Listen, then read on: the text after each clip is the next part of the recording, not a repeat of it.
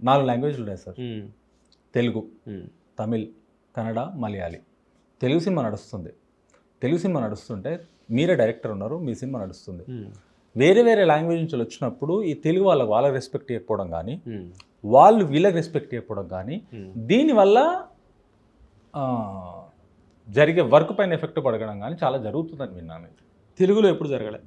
Other language గురించి నాకు తెలియదు కానీ తెలుగులో ఇక్కడ మన ఆర్టిస్టులు కానీ టెక్నీషియన్స్ కానీ బయట నుంచి వచ్చిన వాళ్ళని రెస్పెక్ట్ చేయకపోవడం అనేది జరగలేదు.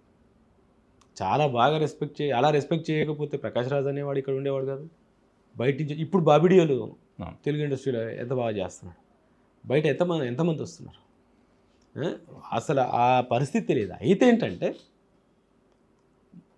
ఎప్పుడైతే నాకు ఒక ఇంపార్టెంట్ క్యారెక్టర్ నాకు వస్తుంది, నేను చేయగలను అని అనుకుంటాను, అది ఎవరో బయట అతనికి వచ్చిందో, బయట లాంగ్వేజ్ అతను పిలిపించి నేర్పించి భాష నేర్పి రూమ్ ఇచ్చి అది చేశారో అప్పుడు నాకు ఒక బాధ అనిపిస్తుంది. ఆ బాధ నేను మన గుంపులో చెప్తా తప్ప ఈ బాధతో ఆ నెల్లి తిట్టడం ఆ నెల్లి గొడవపడడం మన దగ్గర జరగలేదు, జరుగుతుందని కూడా నేను అనుకోవట్లేదు. అంత రెస్పెక్ట్ లేని వాళ్ళు కాదు తెలుగు వాళ్ళు. అంత రెస్పెక్ట్ అసలు తెలుగు వాళ్ళకు ఉన్న రోగమే అది, బయట వాళ్ళని రిసీవ్ చేసుకోవడం. బయట భాషను రిసీవ్ చేసుకుంటారు, బయట మనుషులు రిసీవ్ చేసుకుంటారు, వాళ్ళతో బాగుంటారు. మనం కొంచెం తగ్గైనా సరే ఆ ఎదురు వాళ్ళతో బాగుంటారు. అలా లేకపోతే తెలుగు డే బై డే వెనక్కి లేదు కాదు. అట్లా సార్ ఇప్పుడు ఒక సంవత్సరానికి 100 సినిమాలు వెళ్ళినాయి అనుకోండి. ఇప్పుడు అంటే ఒకప్పట్లాగా 100 రోజులు 50 రోజుల రోజైపోయింది. 3 రోజుల సినిమానే ఇప్పుడు. Friday, Saturday, Sunday. సండే రోజు ఫ్రైడే ఆడలేదా సినిమా అయిపోయినట్టే. ఇలా అయిపోయింది ఈ రోజుల్లో. కాకపోతే ఈ సందర్భంలో సంవత్సరానికి 100 సినిమాలు వస్తున్నా దీంట్లో 90% ఎగిరిపోతున్నాయి సినిమాలు. ఓన్లీ 10%ఏ ఆ 3 రోజులు ఆడగలుగుతున్నాయి. ఎందుకు రీజన్? దేంట్లో లోపం? ఇది డైరెక్షన్ లోపం అంటారా, లేకుంటే ఆర్టిస్ట్ లోపమా, లేకుంటే ఎంచుకునే స్టోరీస్ లోపమా, రిలీజ్ చేసే విధానం తప్ప, మార్కెటింగ్ స్ట్రాటజీ లేకనా? నిజంగా చెప్పాలంటే దీనికి కరెక్ట్ ఆన్సర్ నేను చెప్పగలను లేదో కానీ దీని గురించి డిస్కస్ చేయాలంటే ఒక బుక్ రాయాల్సి వస్తుంది. ఒక బుక్కే రాయాల్సి వస్తుంది ఆటోమేటిక్. ఎందుకంటే ఒక దగ్గర సమస్య కాదు ఇక్కడ. ఒక కంటెంట్ నుంచి స్టార్ట్ అయితే ఒక కంటెంట్ తీసుకున్న కంటెంట్కి రైటర్గా మంచి కంటెంట్ తీసుకుంటే డైరెక్టర్గా న్యాయం చేయగలగాలి. డైరెక్టర్గా న్యాయం చేయాలనుకుంటే అది కరెక్ట్గా తెర మీద పెట్టడానికి సపోర్ట్ చేసే ప్రొడ్యూసర్ కావాలి. తెర మీద పెట్టగలిగిన ప్రొడ్యూసర్ వచ్చినా కూడా థియేటర్లో ఆడిపించగల కెపాసిటీ ఉండాలి. థియేటర్లో ఆడించగల కెపాసిటీ ఉన్నా కూడా ప్రమోషన్ చేసుకునే కెపాసిటీ ఉండాలి. ప్రమోషన్ చేసుకున్న 1 వీక్ అయినా జనాలకు రీచ్ అవ్వకపోతే 2వ వారమైనా నిలబెట్టగల కెపాసిటీ ఉండాలి. ఇవన్నీ దాటుకొని ముందుకెళ్తేనే సినిమా వెళ్తాం. ఒకటి కాదు ఇది. సో గతంలో ఏంటంటే సినిమా ఒకటే ఎంటర్టైన్మెంట్. 100 రోజులు ఆడిన రోజులు ఏంటంటే సినిమా ఒకటే ఎంటర్టైన్మెంట్. ఇంకోటి థియేటర్స్ తక్కువ మీన్స్ మల్టీప్లెక్స్ లేవు. మల్టీప్లెక్స్ ఇప్పుడు నేను సినిమా చూడాలంటే మా ఊరు నుంచి 7 కిలోమీటర్స్ నడుచుకుంటూ వెళ్ళాలి, లేకపోతే ఎవరైనా సైకిల్ మీద తీసుకొని వెళ్ళాలి, లేకపోతే ఎడ్ల బండి మీద వెళ్ళాలి. మా రోజు ఆ టైంలో ఎప్పుడు వెళ్ళాలి? స్కూల్ లేని సండే రోజు వెళ్ళాలి. అంటే వారం రోజులు ఆగాల్సిందే కదా సినిమా. ఫస్ట్ వారం ఆగాల్సిందే కదా. ఫస్ట్ వారం ఆగిపోయింది సినిమా. సో థియేటర్ నడిపించే వాళ్ళకు కూడా రేపు ఆదివారం సెలవులు వస్తాయి కాబట్టి జనాలు వస్తారు, ఆ తర్వాత సో పండగ వస్తుంది కాబట్టి జనాలు వస్తారు. అట్లా వెయిట్ చేసే పరిస్థితి ఉండేది. ఇప్పుడు వెయిట్ చేసే పరిస్థితి లేదు, ఛార్జెస్ పెరిగిపోయినాయి.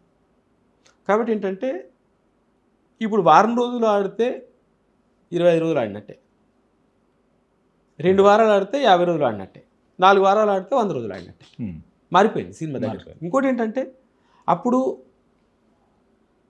మా చిట్యాల్లో సినిమా రిలీజ్ అవ్వాలంటే ఓ సంవత్సరం తర్వాత వస్తే అబ్బా పసివాడి ప్రాణం వస్తుందిరా అనుకునే వాళ్ళం. హైదరాబాద్ ఎప్పుడూ రిలీజ్ అయిపోయేది, సంవత్సరం అయిపోయి పసివాడి ప్రాణం వస్తుందిరా చూడాలని ముందు నుంచే డబ్బులు సంపాదించుకొని ఎలా డబ్బులు మనం కూడా పెట్టుకొని మేము జాగ్రత్త పడేవాళ్ళం. పసివాడి ప్రాణం మా దగ్గర ఏంటి నెక్స్ట్ సినిమా ఈ సినిమా నడుస్తుంది కదా, నెక్స్ట్ వారం తర్వాత రాబోయే సినిమా పోస్టర్లు వేసి పెట్టేవాళ్ళు పలానా డేట్ నుంచి అని. సో దానికోసం మేము రెడీ అయిపోయేవాళ్ళం. ఇప్పుడు అలా కాదు కదా. ఇప్పుడు రిలీజ్ అయితే ఓపెన్ చేస్తుంది కాబట్టి ఒకేసారి ఓపెన్ అయిపోతుంది, బట్ ఒకేసారి చూస్తుంది జనం అన్ని చోట్ల. At the same time once చూడలేదు, సో వాట్ 2 వీక్స్లోనో 3 వీక్స్లోనో 1 మంత్లోనో ఓటీటీలో వస్తుంది. ఇన్ని రకాల ఆలోచనలు రావడం వల్ల మనకు అలా డేస్ తగ్గినట్టు అనిపిస్తుంది తప్ప సినిమాకు ఉన్న ఇమేజ్ అప్పుడు ఇప్పుడు ఎప్పుడుంది. ఇంకోటి ఏంటంటే మనిషి బిజీ అయిపోయాడు. ఇప్పుడు ఇంతకుముందు కంటే ఇప్పుడు బిజీ అయిపోయాడు. ఇంతకుముందు ఒక ప్రొఫెషన్లో ఉన్న అతను తన ప్రొఫెషన్ చేసుకొని ఉదాహరణకు ఉదయం 9 గంటలకు బయటికి ఒక టీచర్ అనుకుందాం, ఉదయం 9 గంటలకు స్కూల్కి వెళ్ళి మళ్ళీ 4 గంటలకు ఇంటికి వచ్చాడంటే 4:30కి అక్కడే ఉండేవాడు, ఒక ఫ్యామిలీతో ఉండేవాడు, మహానికి ఒక అర్థమైన ట్యూషన్ చెప్పుకునేవాడు తనకి. ఇప్పుడు అలా కాదు. అదే టీచర్ ఏం చేస్తారంటే అవసరమైతే దాన్ని రియల్ ఎస్టేట్ చేద్దామా, మార్నింగ్ 9కి స్కూల్కి వెళ్ళాలి కదా, 8:30 లోపు ఏమైనా 2-3 సైట్లు చూసుకొని రావచ్చా, సాయంత్రం పూర్తి ఏదైనా ఒక ఫైనాన్స్ వ్యాపారం, అంటే ఒక టీచర్ని నేను అనడం కాదు, ఒక పని చేసే వాళ్ళ ఆలోచన విధానం మల్టిపుల్ వర్క్ చేస్తున్నారు, చేస్తేనే వర్కౌట్ అయ్యింది. ఖర్చులు కూడా అలా పెరిగిపోయినాయి ఒక సాలరీ మీద. సో మనిషికి పనులు పెరిగిపోయినాయి, పని ఒత్తిడి పెరిగిపోయింది.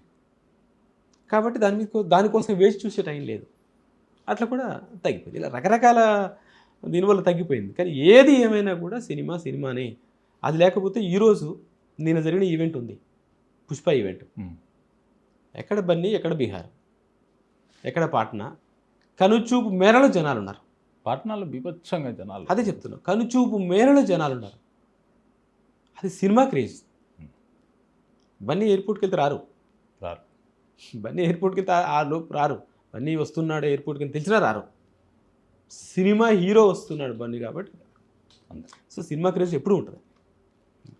అంటే ఇప్పుడు మీరు చెప్పినట్టుగా బన్నీ ఒక సినిమా వస్తుంది కాబట్టి అక్కడికి వచ్చింది. కానీ వీళ్ళిద్దరు మాటలు మొన్న ఒక ఇంటర్వ్యూలో బన్నీ గారి నోటు విన్నాను నేను. దీన్ని నేషనల్ అవార్డు తీసుకెళ్ళాలి, నేషనల్ అవార్డు రావాలి అని చెప్పి తను అనుకోవడం, తిను అనుకోవడం ఇద్దరు. అసలు దీంట్లో చేసిన వాడిది గొప్పతనమా, చేయించినోడిది గొప్పతనమా? ఇద్దరిది గొప్పతనం అండి. ఇప్పుడు అదేమంటారు, గింజ ముందా చెట్టు ముందా అంటే ఏం చెప్తాం?